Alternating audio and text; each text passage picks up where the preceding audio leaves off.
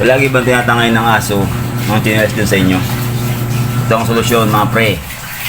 Gawa lang kayo ng chinilas na katulad nito na gawa sa purong bato. Ayan, kung makikita nyo ay sobrang kapal talaga niya. At hindi na talaga ito basta-basta na mapupudpud. Ayan, subukan nating isuot. Ayan, kasyang-kasya, di ba? Ang kagandahan ng ganitong chinilas ay ilang dekada rin natin itong magagamit. At pwede pa natin itong ipamana sa susunod na henerasyon. Napakalaki ng matipid nyo kapag ganitong chinilas ang ginagamit nyo. Dahil habang buhay nyo na itong magagamit. At kung bibili kayo ng mga chinilas na mga maninipis ay isang taon pwede kayong bumili ng pangalawa or pangatlong bisis. At kung iisipin natin ay napakagastos nun. At kung mamalasin ka pa sa mga guma na chinilas ay palagi pang tinatangay ng mga aso. At pagkatapos ay bibili ka na naman ng chinilas dahil nawala dahil tinangay ng aso. Napakagastos, di ba? Pero dito sa ginawa ko ay hindi na talaga ito basta-basta na matatangay ng aso. Dahil hindi nyo naman pagsisihan ang design nito. Dahil ayan, kung makikita nyo ay napakaganda ng design niya. Natural na natural. At sobrang kapal pa. Kung gusto nyong magpagawa nito ay wag po kayong mahiyang mag-PM sa akin. Dahil gagawin talaga natin agad yan.